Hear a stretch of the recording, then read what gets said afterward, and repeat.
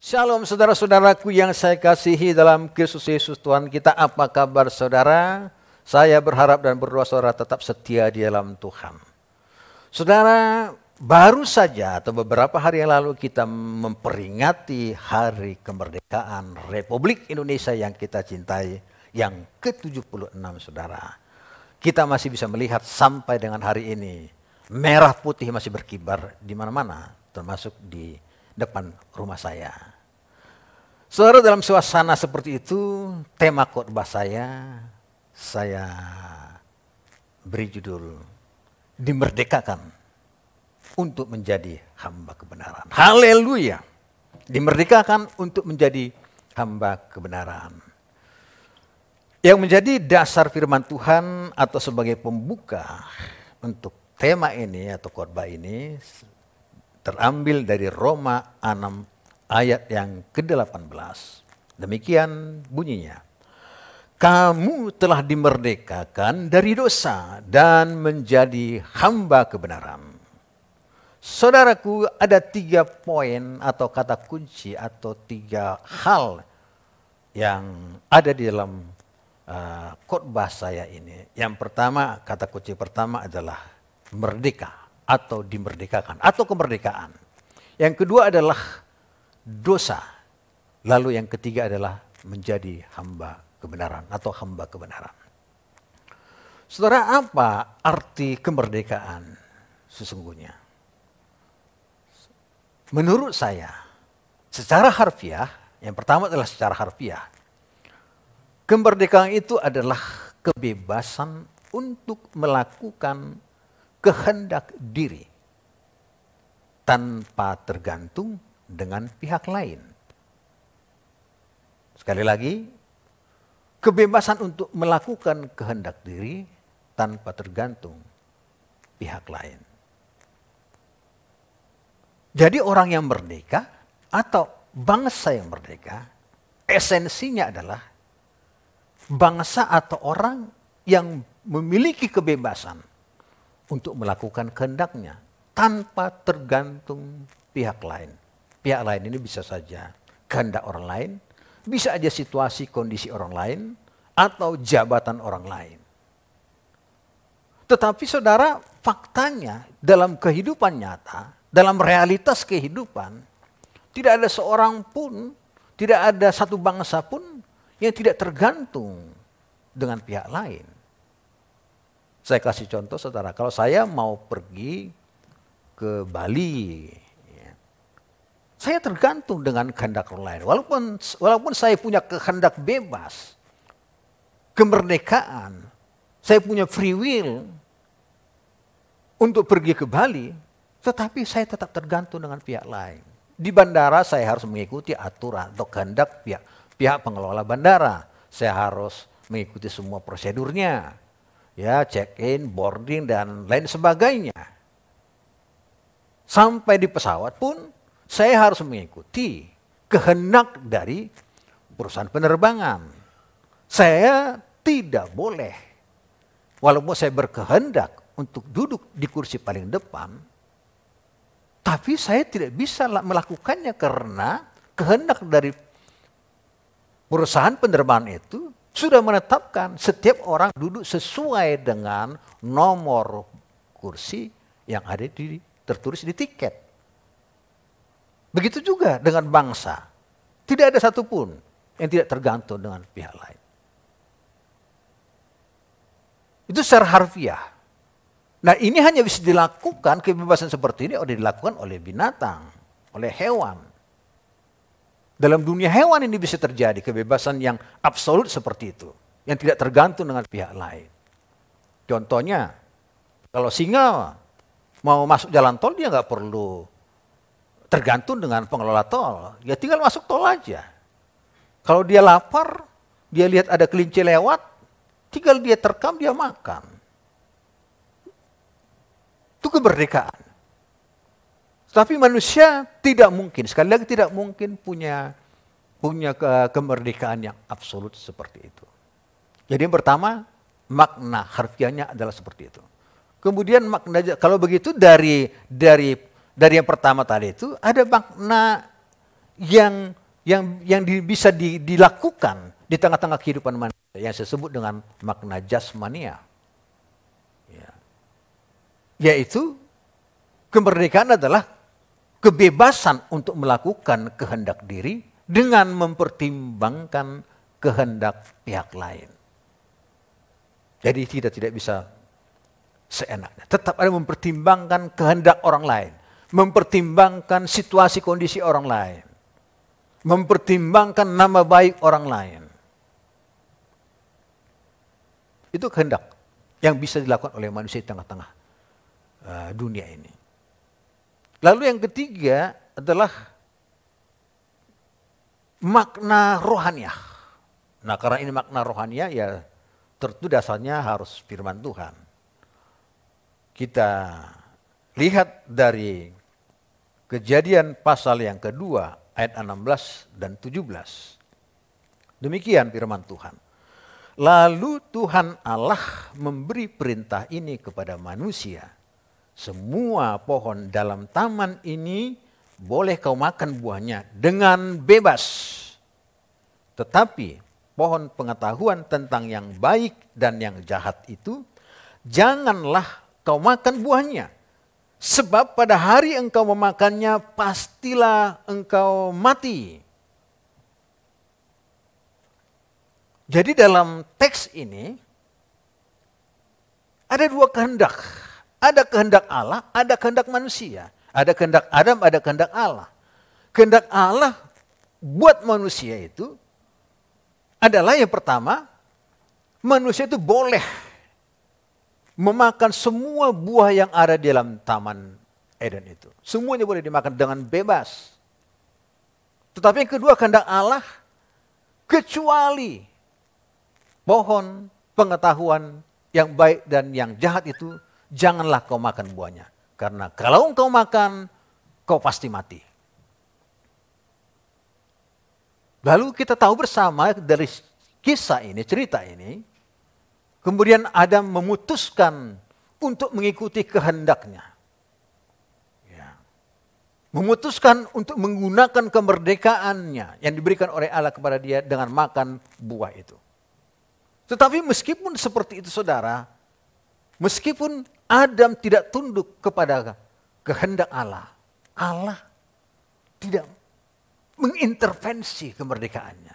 Allah memberikan kebebasan, kemerdekaan. Walaupun Allah sudah beritahu terlebih dahulu, kalau kau tidak tunduk, tidak mengikuti kehendakku, maka ada konsekuensi, ada akibat, yaitu kau akan mati. Kita tahu bersama kemudian Adam mengambil buah itu. Dan sekali lagi, sesungguhnya Allah bisa saja membatalkan, menggagalkan kehendak dari manusia Adam. Bisa digagalkannya, gampang sekali. Ketika Adam mau ngambil buah itu atau memakan buah itu, bisa saja dengan kuasanya yang maha kuasa itu, Allah bisa merubah buah itu menjadi batu besar. Sehingga Adam tidak jadi untuk memakan buah itu. Tapi itu tidak dilakukan oleh Allah. Nah saudara, ketika Allah memberikan kebebasan kepada manusia itu,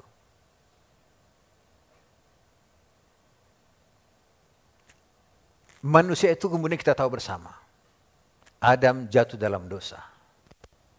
Dan dampaknya, akibatnya adalah seperti yang Tuhan katakan, kalau engkau memakan buah itu engkau akan mati. Apa arti mati saudara di sana? Mati adalah kerusakan. Itu sebabnya mati adalah kutuk. Mati adalah maut. Jadi ketidaktundukan manusia kepada kehendak Allah itu mengakibatkan dampak yang luar biasa. Yang saya sebut dengan dampak sistemik. Dari mulai jatuh dalam dosa Adam dan Hawa. Kemudian Adam diusir dari Taman Eden. Kemudian tanah terkutuk sehingga manusia mengalami susah untuk mendapatkan rezekinya. Kemudian wanita mengalami sakit bersalin. Tidak hanya itu saudara, dampak berikutnya yang lebih lagi, lebih dahsyat lagi adalah semua keturunan mereka, semua keturunan manusia menjadi berdosa. Roma 3 ayat 23.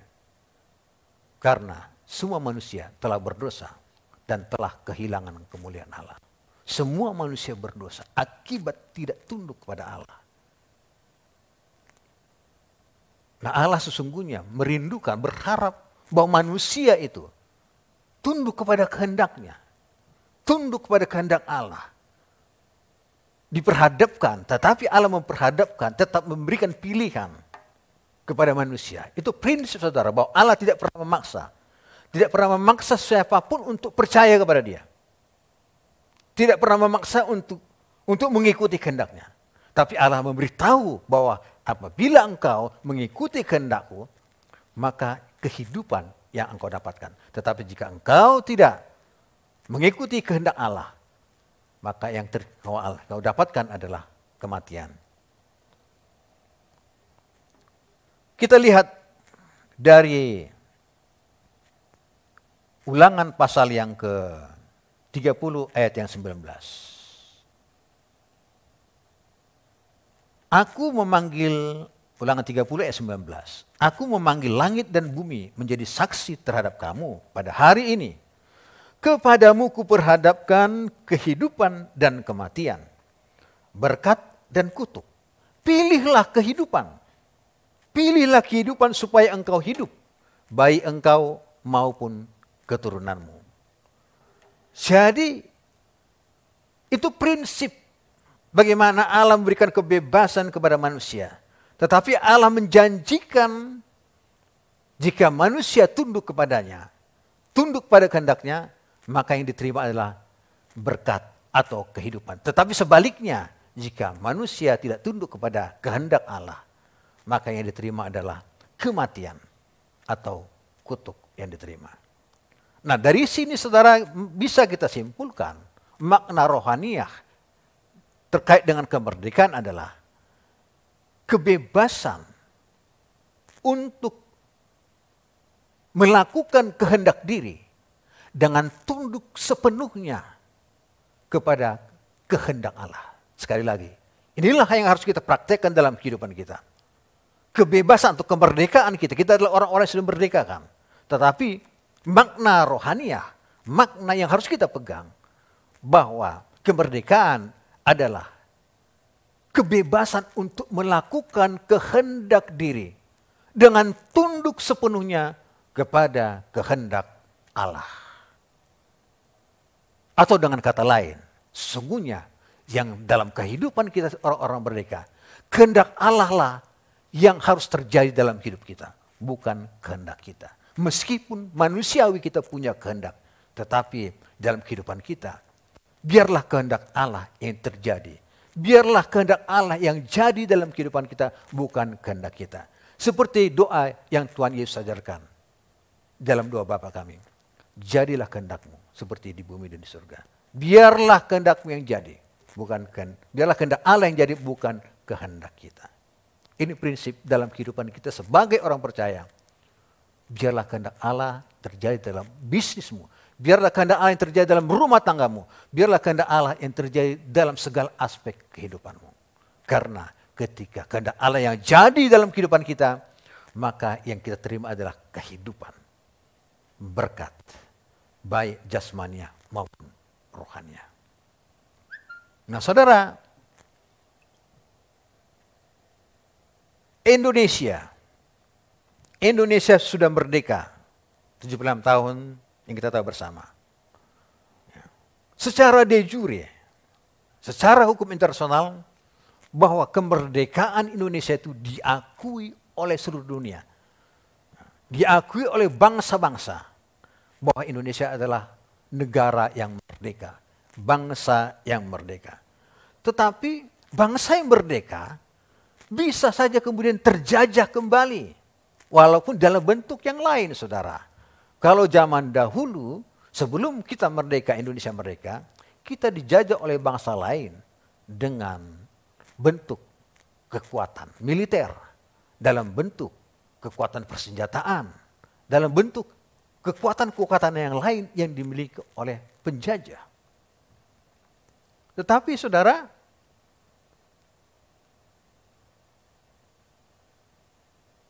sesungguhnya walaupun Indonesia sudah merdeka, kita sebetulnya masih dalam keadaan terjajah dalam bentuk yang lain. Penjajahan itu bisa dalam bentuk ekonomi, bisa dalam bentuk teknologi, bisa dalam bentuk budaya, dan lain sebagainya, saudara, penjajahan itu. Sebagai contoh, saudara, ya, ini pertanyaan, perenungan bagi kita semuanya. Bagaimana Indonesia masih terjajah dalam bidang ekonomi, contohnya. Dalam bidang ekonomi. Ya. Mengapa kita harus pakai US dollar dalam transaksi ekspor-impor? Kita beli barang dari luar negeri pakai dolar. Kita kirim jual barang kita ke luar negeri juga pakai US dollar. Kenapa tidak pakai rupiah? Sementara kita tahu bahwa fluktuasi kurs atau perubahan kurs dari US dollar itu begitu bisa mengganggu sekali. Pada tahun 1998, ya kalau saya nggak lupa persisnya bulan berapa atau tahun berapa itu, Indonesia pernah mengalami, bukan cuma Indonesia, tapi seluruh dunia pernah mengalami yang namanya krisis moneter. Saya masih ingat kira-kira waktu itu kursnya 1 US dollar itu sekitar 2.500 rupiah, lebih kurang. Tapi dalam tempo beberapa bulan, saudara, itu bisa sampai 5 kali lipat. Menembus kalau nggak salah di atas 15.000. 1 US dollar menjadi 15.000 rupiah. Dari 2.500 rupiah 1 dolar menjadi 15.000 rupiah 1 dolar. Saudara bayangkan kalau Indonesia lagi punya hutang luar negeri, kita harus bayar dengan dolar. Kita dalam waktu hanya hitungan bulan, hutang kita bengkak menjadi 5 kali lipat. Kenapa kita tidak bisa tawar-menawar? Jadi dari sana, saudara, sebenarnya kita masih terjajah. Karena penjajahan itu ciri-ciri utamanya adalah dominasi, saudara. Penjajah itu mendominasi negara lain, orang lain. Dia mendominasi. Ya. Tidak ada yang namanya mempertimbangkan orang lain.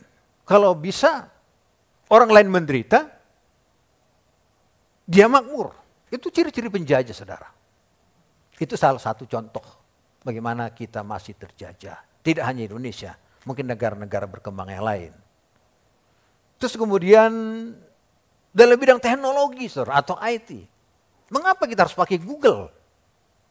Saudara, Indonesia sangat tergantung dengan Google. Sangat tergantung. Coba saudara bayangin kalau Google sampai stop, hentikan itu buat Indonesia. Ini kacau ekonomi kita. Kacau negara ini. Ya, bahkan saya mungkin tidak bisa lagi khotbah. Karena handphone yang saya pegang ini semuanya nih atas dominasi daripada Google. Siapa pemilik Google itu? Salah satu contoh.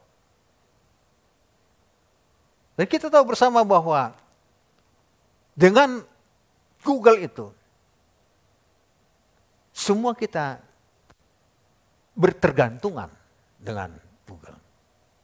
Saya pernah dengar, saya nggak tahu persisnya, katanya Cina tidak mau pakai Google. Kenapa, saudara? Karena mereka mau merdeka, karena begitu semua negara pakai Google itu, sesungguhnya kita sudah ada dalam kontrol dari negara superpower Amerika Serikat. Tapi kita tak bersyukur walaupun kita masih negara berkembang. Tapi mari kita isi kemerdekaan Indonesia untuk kita menjadi negara yang sungguh-sungguh merdeka. Tidak lagi dijajah dalam segala bidang.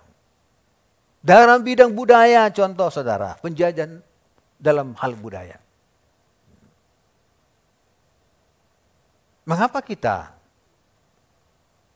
harus tergantung dengan pakai jas kalau ada acara resmi, contoh acara resmi dalam pertemuan bisnis, dalam pertemuan yang lain-lain, bahkan di suku saya, saudara, itu seperti sudah sudah wajib hukumnya. Kalau ada acara pesta, maka kalau semua orang pakai jas, walaupun Jakarta ini panas, pakai jas, itu dianggap level atau ukuran pesta itu punya nilai yang tinggi, saudara. Ini penjajahan. Padahal kita sendiri punya yang namanya batik. Puji Tuhan saya pakai batik, saudara. Ini penjajahan budaya. Apalagi penjajahan budaya. Banyak dari suku kami, khusus orang Batak, itu bangga dengan nama-namanya yang sifatnya barat. Makanya bisa kita lihat banyak sekali. Nama saya sendiri Robinson gitu. Ya, ada yang namanya Nelson, ada Henry, ada Anthony, semua nama barat, saudara. Bahkan nenek saya, ibunya ibu saya, namanya Loisa. Itu nama wanita Belanda, saudara. Padahal pada zaman itu, nenek saya mengalami yang namanya dijajah oleh Belanda. Dia masih melihat Belanda di tanah Batak berkuasa. Ini penjajahan, saudara. Jadi kita masih terjajah Indonesia. Bagaimana dengan kita, orang percaya? Jadi tadi Indonesia secara de jure sudah merdeka, tetapi secara de facto atau faktanya masih terjajah. Bagaimana kita orang percaya? Tadi di Roma 6 ayat 1 dikatakan bahwa Kristus sudah memerdekakan kita dari dosa dan menjadi hamba kebenaran. Roma 6 ayat 18 tadi. Kristus sudah memerdekakan kita dari dosa, dari penjajahan dosa, dari perbudakan dosa. Dan kita sungguh jadi orang yang merdeka, tidak lagi diperbudak oleh dosa, tidak lagi dijajah oleh dosa. Bedanya apa? Ketika kita dijajah, diperbudak oleh dosa, sama kita sudah merdeka dari dosa, bedanya apa? Orang yang merdeka dia bisa melakukan apa saja yang dia inginkan. Tadi yang saya sampaikan di awal. Substansi atau esensi itu. Walaupun dia harus tetap berketergantungan dengan manusia, dia tetap berketergantungan dengan kehendak Allah. Tetapi intinya adalah ada kebebasan untuk melakukan kehendak. Orang yang dijajah nggak bebas, nggak punya kebebasan untuk melakukan kehendaknya. Dia mau bangun gedung nggak bisa, itu tergantung penjajah. Dia mau nanam singkong nggak bisa, tergantung penjajah. Penjajah butuhnya apa? Walaupun kita butuh singkong, nanam singkong, kalau penjajah membutuhkan tanam lada, maka kita harus tanam lada. Itu namanya orang yang dijajah, diperbudak, nggak punya kuasa untuk melakukan kehendaknya. Begitu juga ketika kita diperbudak dosa, sebelum kita dimerdekakan oleh Kristus, kita mau berbuat baik, kita nggak bisa berbuat baik. Kita berkehendak sesuatu yang baik, justru kita lakukan yang tidak baik. Kita tidak punya kemampuan. Karena apa? Karena kita dijajah, diatur oleh penjajah, diatur oleh dosa, didrive oleh dosa. Itulah orang yang diperbudak oleh dosa. Tetapi orang yang dimerdekakan dari dosa, sekarang dia sudah bebas. Dia mau pilih kanan, dia mau berjalan ke kanan, dia mau berjalan ke kiri, dia mau tidak berdosa, dia mau hidup kudus, dia mau hidup suci. Itu tergantung dia. Itu tergantung dia mau atau tidak, tunduk atau tidak kepada perintah Allah. Itu tergantung dia sekarang. Tidak lagi diperbudak oleh dosa. Itu namanya orang yang merdeka. Dan Yesus sudah memerdekakan kita dengan pengorbanannya di kayu salib. Dia menanggung segala dosa-dosa kita. Maka kuasa dosa tidak lagi bisa menguasai kita orang-orang yang percaya. Tapi pertanyaannya kembali, itu secara de jure kita sudah merdeka. Tetapi secara de facto bagaimana?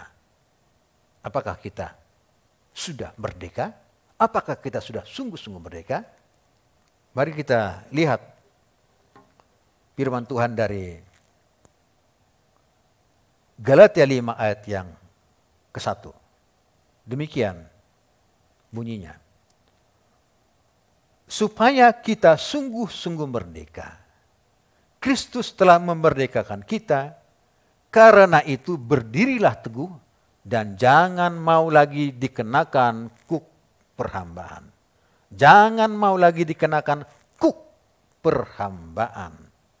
Nah, saudara, dari Galatia 5 ayat 1 bagian A, supaya kita sungguh-sungguh merdeka itu adalah kemerdekaan secara de jure dan de facto. Supaya kita sungguh-sungguh merdeka.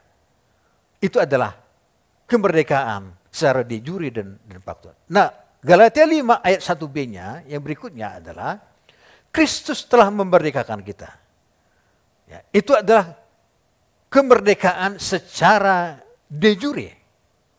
Ya, kemudian jangan mau lagi dikenakan kuk perhambaan, ya bagian C. Jangan mau lagi dikenakan kuk perhambaan. Kenapa ada ayat ini? Karena masih banyak orang percaya yang sudah dimerdekakan Kristus masih diperhamba oleh kuk dosa. Masih diperhamba oleh dosa. Itu sebabnya ada ayat ini. Jadi firman Tuhan mengingatkan kita supaya kita sungguh-sungguh merdeka. Nah, untuk sungguh-sungguh merdeka, modal awalnya Kristus memerdekakan kita. Tetapi setelah Kristus memerdekakan kita, maka kita jangan lagi mau dikenakan perhambaan. Galatia 5 ayat 1. Jadi dimerdekakan dari Kristus. Merdeka dari penjajahan Belanda, itu adalah tahap awal. Titik awal untuk menuju tujuan bangsa dan negara Indonesia. Supaya bangsa Indonesia menjadi sungguh-sungguh bangsa yang merdeka. Bangsa yang mencapai tujuan kemerdekaannya, tujuan bangsanya. Begitu juga Yesus memerdekakan kita. Tapi tidak stop sampai di situ. Tuhan mau supaya kita mengisi kemerdekaan yang sudah diberikan Tuhan. Supaya kita tidak lagi diperhamba oleh dosa. Tetapi sebaliknya, seperti Roma 6 ayat 18 tadi di awal tadi. Dikatakan, kamu telah dimerdekakan dari dosa dan menjadi hamba kebenaran. Nah, setelah kita dimerdekakan oleh Kristus, saudara, sekarang kita harus kembali berbalik 180 derajat dari diperbudak oleh dosa, diperhamba oleh dosa. Sekarang kita berbalik 180 derajat. Sekarang kita diperhamba oleh kebenaran, menjadi hamba kebenaran. Seperti tema kita hari ini, yaitu dimerdekakan menjadi hamba kebenaran. Artinya apa menjadi hamba kebenaran? Kita, seluruh aspek kehidupan kita, apapun yang kita lakukan, baik dalam berkeluarga, baik dalam berbisnis, baik dalam bekerja, baik di sekolah, baik dimanapun kita berada, sebagai pengusaha, izinkan Tuhan memperhamba kita. Kita memposisikan, merendahkan diri di hadapan Tuhan. Tunduk sepenuhnya kepada kehendak Allah, bukan kehendak diri kita. Karena kemerdekaan yang diberikan Tuhan kepada kita, kita bebas dari perbudakan dosa. Saatnya sekarang, ketika kita sudah merdeka, izinkan kita diperhamba kepada Allah dengan tunduk kepada kehendak Allah, bukan kepada kehendak diri kita. Artinya adalah, saya ulang sekali lagi, kebebasan rohani adalah kemerdekaan rohani secara rohani adalah kebebasan untuk melakukan kehendak diri dengan tunduk sepenuhnya kepada kehendak Allah. Atau dalam arti yang lebih sederhana lagi, saudara, dalam kehidupan kita yang sudah dimerdekakan, biarlah sepenuhnya kehendak Allah yang terjadi dalam hidup kita. Biarlah sepenuhnya kita menundukkan diri kepada kehendak Allah, karena kita tahu dengan pasti, seperti janji Tuhan yang disampaikan di Ulangan 30 ayat 19 itu. Ketika kita diperhadapkan kepada pilihan itu, ketika kita memilih kemudian, kita memilih kehendak Allah, kita memilih seturut dengan firman Tuhan, seturut dengan perintah Tuhan, maka Tuhan berkata, maka kehidupan yang kita terima, berkatlah yang kita terima. Tetapi sebaliknya, ketika kita tidak tunduk kepada kehendak Allah, yang kita terima adalah kutuk, penderitaan, atau kematian. Nah, saudara, ini waktunya kita berjuang. Kita sudah dimerdekakan dari Kristus, puji Tuhan, haleluya. Nah, ini saatnya kita, selama kita hidup, dari hari ke hari, kita terus berjuang menjadi hamba kebenaran. Menjadi hamba kebenaran. Biarlah kebenaran itu yang memperhamba kita. Biarlah itu kebenaran yang menjadi pelita bagi kaki kita. Terang bagi jalan kita. Biarlah kita diperbudak oleh kebenaran itu sendiri. Sekalipun kita mengalami hal-hal yang tidak enak, mengalami penderitaan, mengalami penganiayaan, tetapi kita tetap tunduk kepada kebenaran. Saudara-saudara yang saya kasih dalam Tuhan, selama kita hidup, biarlah kita menjadi hamba kebenaran, Tunduklah kepada Allah. Lawanlah iblis. Iblis selalu membawa kita kepada penjajahan. Iblis selalu, walaupun kita sudah berdekatan dari Kristus, iblis selalu ingin menjajah kita. Ingin menjajah kita. Ingin memperhamba kita. Tapi firman Tuhan berkata di Yakobus 4 ayat 7.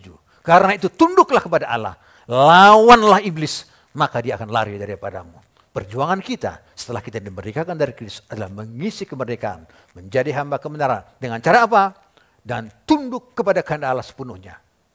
Lawanlah iblis. Dia akan lari daripadamu. Dosa tidak akan berkuasa atas hidupmu. Dan lewat itu semuanya, nama Tuhan dipermuliakan. Kita sudah dimerdekakan dari Tuhan, dimerdekakan Kristus. Mari kita mengisi kemerdekaan selama hidup kita.